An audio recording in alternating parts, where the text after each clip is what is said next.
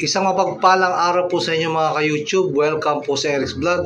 Ngayon pong araw na to ay pag-usapan po natin ng tungkol po sa barangay.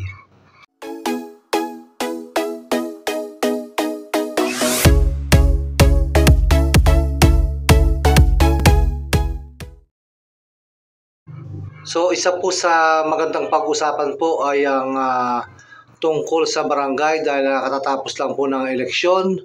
At ngayon po ay nakaupo na po yung mga elected official na nanalo po sa halalan at sila po ay nag-umpisa ng magtrabaho. Pero ano nga ba ang mga mahalagang mga bagay na dapat nilang tutukan para po sa ikagaganda ng barangay? So marami po yung mga problema at tayo ay mamimili lang ng 10 topic na ating pag-usapan na sa tingin ko ay makakatulong. Pag-usapan po natin yung 10 bagay po na mahalagang dapat tutukan ng mga bagong opisyalis po ng ating mga barangay. Dahil sa tingin ko po, ito po yung mga kailangan na matutukan. So una po dyan sa lahat ay ang tungkol sa basura. So dapat po mayroong ordinansa dito kung paano po kukontrolin ang basura, lalo na po na dapat itong ipagbawal na kung saan-saan lamang nagtatapon. At gayon na rin po yung tamang pagkolekta nito at ang palagi ang paglilinis po ng mga opisyales at ng mga kabarangay din po para tulong-tulong na ayusin ang tungkol po sa basura. Dahil para po maging maayos at malinis ang buong kapaligiran ng barangay. Pangalawa po, yung mga sirang kalsada. So may mga kalsada po talaga na hindi maayos. So dapat po ito ay magawa ng paraan na magawa ng ma-repair. Nang sa ganon ay maging magaan po ito sa mga lahat ng motorista po na dadaan, ay dapat po maayos at safe po na madadaanan ng lahat ng taong dadaan po dito. So pangatlo po ay ang kuryente at pailaw. So mahirap po na ang ating mga kalye sa ating barangay ay napakadilim. So mas maganda po maliwanag, katulad po ng nakikita nyo sa larawan. Maayos po yung mga ilaw nang sa ganun po ay safe sa motorista. At mas maganda po lalo kung tayo ay makapagkabit ng mga solar panels dahil yan na po ang ginagamit sa mga ibang barangay. Pang-apat po yung patubig. Mas maganda po na ma-check natin yung buong barangay kung sino pa yung mga lugar na walang patubig. So maganda po ito ay matulungan ng mga opisyales para magkaroon sila ng maayos na tubig po o yung tinatawag na patubig po. So marami naman pong programa tungkol po dyan sa patubig. At ang ikalima po na kailangang matutukan ay ito pong presensya ng barangay tanod. Yung kanila pong pagkapatrolya, lalong-lalo na po sa gabi, ay kinakailangan para mapanatili po yung kaayusan at katahimikan ho ng barangay.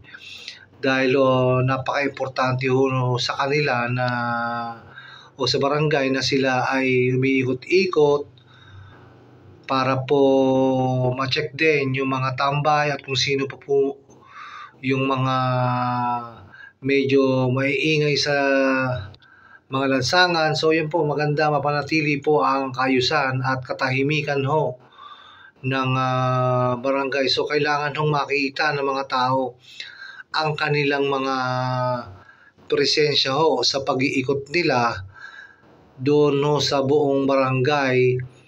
At yan naman po ay pwede nilang i-schedule. So ang ika-6 ho ay ang alam naman ho natin, yung ingay ay kabi-kabila ho, lalo na ho pag may video okay. So dapat ho may ordinansa rito na may araw na ito ipagbabawal at may oras. Importante ho na ito ay makontrol din dahil minsan ho ay gabing-gabi na ho ay may video okay pa. So yun ang mga bata at mga matanda hong natutulog na ay maistorbo. So sa Maynila ho, katulad niyan, alas 7 hanggang alas 5 ay bawal ang videoke mula Lunes hanggang Sabado. So depende ho yan sa mapag-uusapan ng mga barangay official at mga kagawad kung paano nila kokontrolin yung ingay sa barangay ho. Lalo na po pag maraming mga okasyon, sigurado pong merong videoke ang ating mga kababayan. So dapat po makontrol yan. Pampito po ay yung mga nakaparadang sasakyan, lalong-lalo na po sa mga barangay na may mga subdivision. So yan po dapat ay isaayos. Kung maaari po isang linya lang, hindi magkabilaan para hindi po sumikip ang daan at makaabala sa mga motorista. So importante rin po meron ordinansa dyan na kokontrol po at magiging maayos at matiwasay ang mga parkingan po ng mga sasakyan. Ikawalo po ay yung mga asong gala. Alam naman po natin na maraming askal sa mga barangay. Dapat po makontrol ito dahil ito po ay nagdudulot ng dumi at panganib po sa motorista dahil karamihan ho sa kanila ay nangahabol lalo na pag nakamotor. So ito ho ay delikado sa mga taong nagmumotor ho o kaya naglalakad. So dapat may ordinansa ho dito na kung paano ho ipagbabawal ito. Merong mga ordinansa na ito ipipicturan at pag walang nagmamayari, ito po ay kukuhanin nila. So may mga ganun po, depende po sa mapag-uusapan na batas tungkol po dyan sa pagkokontrol din po ng mga askal o yung mga asong gala. So dapat po ito ay nakatali at hindi nakagala para po sa kaayusan ng barangay. So yun po dapat ang gawin. At ang ikasyam po na talamak pa rin po hanggang sa ngayon ay ang droga. So dapat po ito ay makontrol din po yung droga. Dapat barangay drug free, kumbaga yung barangay. So sa tulong din ng mga barangay tanod sa pag-iikot ay maaari din ito makontrol. At sa mga anunsyo naman ay pwede rin itong gumawa sila ng mga tarpaulin na nagsasabing pwede nilang isumbong o i-text yung may mga kinahinalang aktibidades na may kaugnayan ho sa droga. So pwede rin ho, depende ho yan sa mapag-uusapan ng mga kagawad at mga punong barangay ho sa kanilang lugar. So dapat to ay bigyan pansin din ng maigi ho yung droga na yan.